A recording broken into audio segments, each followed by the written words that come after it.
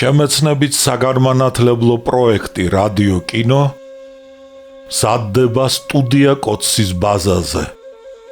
პროექტის ხელმძღვანელი კობა ცხაკაია.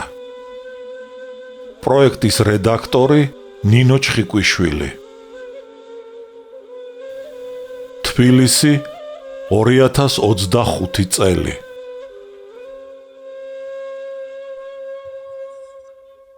ალექსანდრე ქუთათელი, პირისპირ, რომანი 2 ტომად და 4 წიგნად.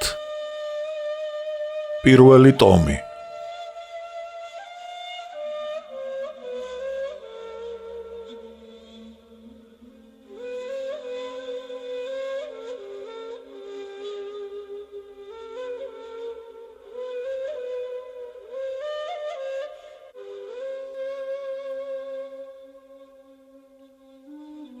ურარტუელთა ნაშიერი, მე-9.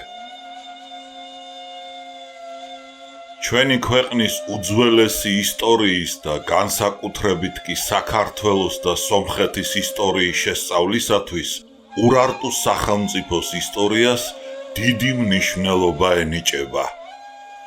სტრუვე. გედეონ მერაბიანი პლეხანოვის პროსპექტზე ცხოვრობდა. კორნელი სამსართულიან ქვის დიდ სახლში შევიდა. ვესტიბიული გაიარა და ზარი დარეკა. ლეონის დებმა შუშანიკმა და არფენიამ მაშინვე კარები გაუღეს. პალტო და ქუდი ჩამოართვეს და მამის კაბინეტში შეიყვანეს. შუშანიკს გიმნაზია ჰქონდა დამთავრებული და ნინოსთან ერთად კონსერვატორიაში სწავლობდა. არფენია კი ოპერის ბალეტის მოცეკვავე ქალი იყო. ლამაზად ჩამოქანდაკებული ფეხები ჰქონდა. უკან წვივებზე ბალეტში ვარჯიშობის გამო მოძრავი კუნთები ბურთებივით აჯდა. არფენია მშობლების დასაძახებლად წავიდა. კარებთან კოხტა შემობრუნდა და კორნელის ეშხიანად გაუღიმა. შუშანიკს არფენიასავი ჩავგვრემანი სახე ჰქონდა. გრძელი წამწამები და მიბნედილი, გიშრისფერი უძირო თვალები. იგი არფენიაზე უფრო დაბალი იყო. კორნელის წინაშე დისაქციელი კეკლუცობა არ მოეწონა. საწერ მაგიდასთან სავარძელში მჯდომმა კორნელიმ ჰკითხა: როდის დააპატიმრეს ლეონი? გუშინ წინ ღამით. რას ერჩოდნენ? არ ვიცი, მიუგო შუშანიკმა, თავი ჩაჰკიდა და გაიფიქრა, რადგან სომეხია ალბათ იმიტომო. კორნელის ლეონი მოაგონდა. ლეონი ეშხიანი ჭაბუკი იყო. კრაველსავით დაკვარკვნილი გიშრისფერი თმა, ბროლივი თეთრი კბილები, სქელი ბაგეები და გაბუშტული პატარა ცხვირი ჰქონდა. შავი თვალები კი ძალიან ლამაზი, მაგრამ არა ძალიან ჭკვიანი. იგი არაფსა ჰგავდა. მისი უფროსი ძმა სურენი გიმნაზიის დამთავრების შემდეგ უმაღლესი განათლების მისაღებად პარიზში გაემგზავრა. კორნელი ხშირად დაიარებოდა ლეონთან. ბევრი ქეიფი და ნადიმი ახსოვდა ამ ოჯახში. ლეონის მამა გედეონი დიდარი ვაჭარი და საქმის კაცი იყო. ქალაქში მრავალი მაღაზია ჰქონდა, ტყავის, ფეხსაცმლის, ფართლისა და საგალანტერიო. იგი ევროპულ და აზიურ ქვეყნებში ნავალი კაცი იყო, ბინა ირანული ხალიჩებით, ევროპაში შეძენილი ავეჯითა და შესანიშნავი ნივთებით მდიდრულად მოერთო. მზარეული, მეკარე, მეტლე და მეჯინიბე ჰყავდა. თბილისში ჩამოსვლისას იმჟამად უსწავლელმა ღარიბმა ჭაბუკმა სიმდიდრე და ქონება დიდი შრომითა და ჯაფით შეიძინა. იგი გამხდარი, გონება მახვილი, გულჩათხრობილი და სავაჭრო საქმეებით გართული კაცი იყო. შვილების აღზრდა და ოჯახის მართვა ცოლს ანაიდას დააკისრა. სუქანს, დარბაისელს, გულკეთილსა და განათლებულ ანაიდას შვილებისათვის აღმზრდელი ქალი, გუვერნანტი ჰყავდა დაჭერილი. შვილების ამხანაგებში ყველაზე უფრო კორნელი მოსწონდა. უყვარდა კიდეც და უხაროდა კორნელი ლეონს რომ მეგობრობდა. სასტუმრო ოთახის კარი გაიღო და კაბინეტში გედეონი, ანაიდა და არფენია შემოვიდნენ. კორნელიმ ოთახში თავშეყრილ ხალხს თვალი მოჰკრა. ისინი შეშინებული თვალებით იჭვრიტებოდნენ კაბინეტში და დუმდნენ. მათი სახეების დანახვისას კორნელის ჯავახელი სომხები მოაგონდა, რომლებიც ასპინძის ბრძოლის დროს სოფელ ტამალას მიწურ სახლებთან შიშისაგან გაფითრებულნი და აკანკალებულნი იდგნენ და სოფელში თურქი ჯარის შემოჭრისა და ხოცვა ჟლეტვისა ეშინოდათ. მიუხედავად იმისა, რომ ომი გათავებული იყო, თბილისში მცხოვრები სომხები მათ წინააღმდეგ შეიარაღებული რეპრესიების გამო შიშობდნენ და საგონებელში იყვნენ ჩავარდნილნი.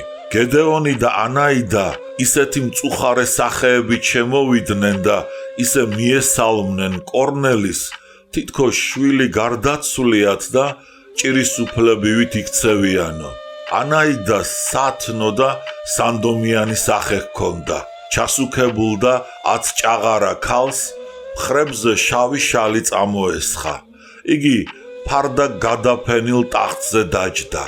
მარჯვნივ და მარცხნივ შუშანიკი და არფენია მიუსხდნენ. ხალიჩის ფონზე მჯდარი ქალების სურათი ირანის მინიატურას მოაგონებდა კაცს. გედეონი წითელი ხისგან გაკეთებულ საწერ მაგიდასთან სავარძელში კორნელის პირდაპირ დაჯდა. გამხდარი და მელოტი კაცი გედეონ მერაბიანი 50 წლისა იქნებოდა, მაგრამ სავსებით ჭაღარა შექმნილიყო და შავი წვერულვაში თუ არა ღრმად მოხუცებული გეგონებოდათ. სახე დანაოჭებული და გაყვითლებული ჰქონდა, თვალები შავი, დიდრონი და კაეშნიანი. ეტყობოდა რაღაც სენი შეჰყროდა და ის აწუხებდა. გედეონი ღვიძლისა და ნაღველის ტკივილს უჩიოდა, ან კი რას ტკივდებოდა ნაღველი, როდესაც ცნობილ სოვდაგარს დიდი ხანია, რაც ევროპა რუსეთიდან საქონელი არ მოსდიოდა. სავაჭრო არ ჰქონდა რა.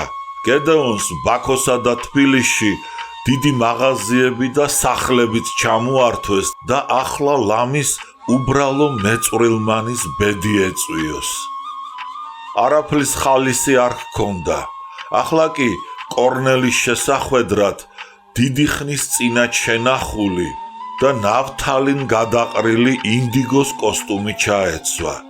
ძველ მოდაზე და ყაიდაზე შეკერილი, მუხლებამდე დაშვებული და გრძელკალთებიანი ეს სასაცილო პიჯაკი და მოკლე შარვალი პეტრე ცხომელიძეს ერთდროს ძლიერ მოსწონდა. გედეონს მისი პიჯაკისა და შარვლის თარგი უნდა ვთხოვო, ოხუნჯობდა. გედეონს ფეხი ფეხზე გადაედო და მოკლე შარვლიდან გამხდარი კანჭები და კოჭები უჩანდა. ქალები როგორც თავის მხსნელს, ისე მისჩერებოდნენ კორნელის. გედეონი კი თვალს არიდებდა. მარჯვენა ხელი იდაყვით მაგიდაზე შემოედო, ყვრიმალით მუშტს დაბჯენოდა და სასო წარკვეთილი ერთ წერტილს დაშტერებოდა. შუშანიკს და არფენია შეეცოდათ მგლოვიარე მამა და თვალზე ცრემლი მოადგათ. სიჩუმე ჩამოვარდა. კორნელიმ უხერხულობა იგრძნო და დაიწყო. თქვენი წერილი მივიღე, გედეონ. დიახ, წერილი გამოგიგზავნეთ. მიუგო გედეონმა, თავი ასწია და კორნელი შეხედა. კორნელიმ გედეონის თვალებში უნდობლობა ამოიკითხა, შეკრთა და თვალი მოარიდა.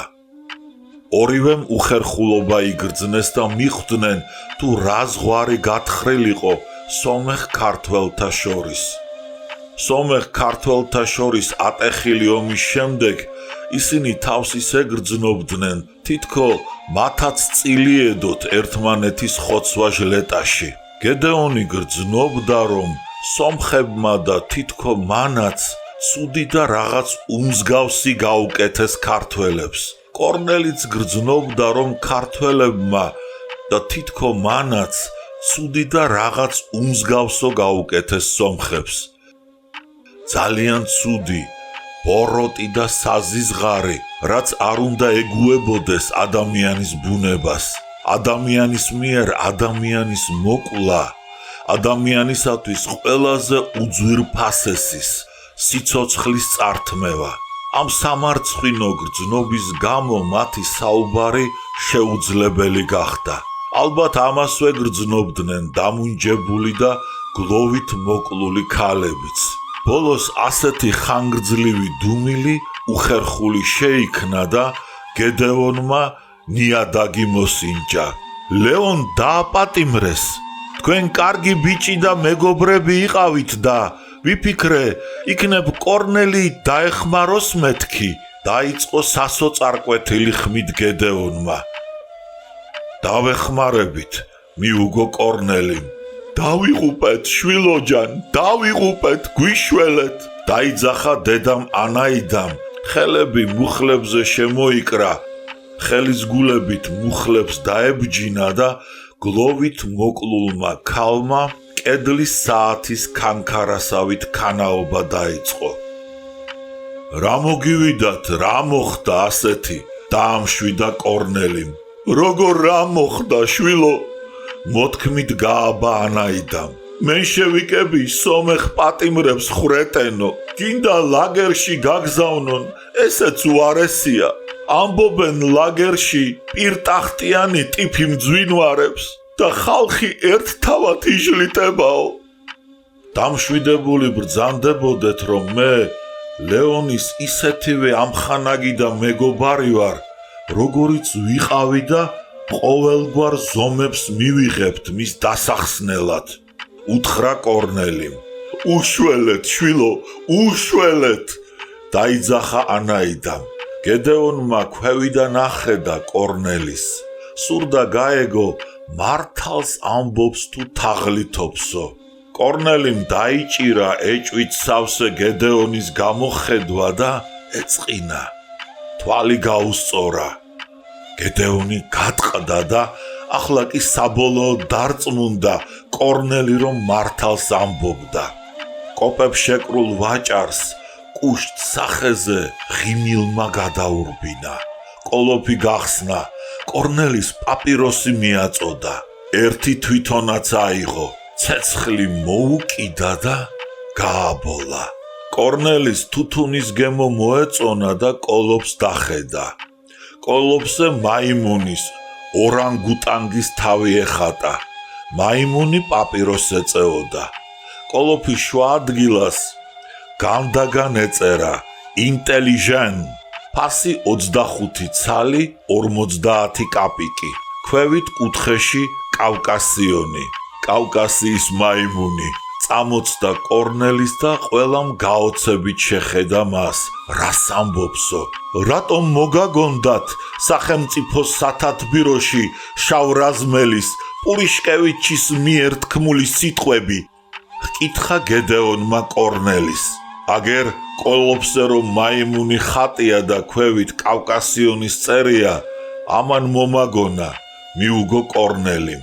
მაგ სიტყვაზე კავკასიის ხალხთა დეპუტატმა ჩხეიძემ ჩინებული პასუხი გასცა. კორნელი გედეონის შემდგომმა საუბარმა გააოცა, რადგან ამ საუბარში სომეხი ვაჭარის ნაკითხობა, საქმეში ჩახედულობა და ცოდნა ჩანდა. ევროპელებს ავიწყდებათ, რომ აღმოსავლეთი დასავლეთზე უფრო ძველი და ბრძენი ქვეყანაა, დაიწყო გედეონმა. კერძოდ, სომხებს და ქართველებს უძველესი, დიდარი და კულტურული სახელმწიფოები გააჩნდათ. ქრისტიანობაც სომხებმა და ქართველებმა ევროპელებზე ადრე მივიღეთ, ამბობდა გედეონ მერაბიანი და მისი შავად გარუჯული სახე, გიშრისფერი და სოლივით წაგრძელებული წვერი, დიდრონი თვალები და არწივისებური მოღუნული ცხვირი ძველ ბარელიეფზე ამოტვიფრულ აშურბანიპალის სახეს ჰგავდა. ხოლო მამაც და მედგარ სარდურისა და ურარტელთა ნაშიერს ჟამთა ვითარების გამო გადაგვარება დასწყობოდა. მისი დაავადებული ღვიძლი, ნაღველი, ჯიგარი, გაყვითლებული სახე, უზომოდ დიდი ცხვირი თითქოს ამას მოწმობენო. კაეშნიანი, ნაღვლიანი და თავისი ხალხის ტრაგედიის მხილველი თვალები კი ოდესღაც ძლიერი და მედგარი თავის ტომის უბედობას და უბედურებას დასტირიანო. უბედობას იმ ტომისა, რომლის ნაშიერნი სახელმწიფოებრივი მარცხის შემდეგ მთელი დედამიწის ზურგზე განიბნენ ლუკმაპურის საძებნელად და ამიერიდან სათაყვანებელ საგნად და კერპად ოქრო დაისახეს. მსგავსად ებრაელთა და რა ხელობისათვის არ მოუკიდნიათ მათ ხელი და რამდენი წამება, დაცინვა, დამცირება და ჟლეტა არ განუცდიათ და გადაუტანიათ ძლიერთაგან ამა ქვეყნისა.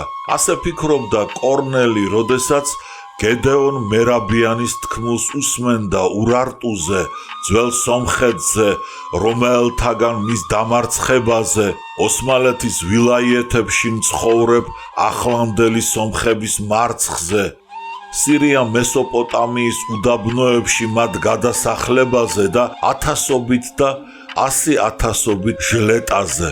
გედეონ მერაბიანი ბევრის მცოდნე, მხილველი და საინტერესო მოსაუბრე კაცი აღმოჩნდა. იგი თურქეთში მცხოვრებ სომხეთის მარცხს, მეფის რუსეთის და ბრიტანეთის პოლიტიკას აბრალებდა.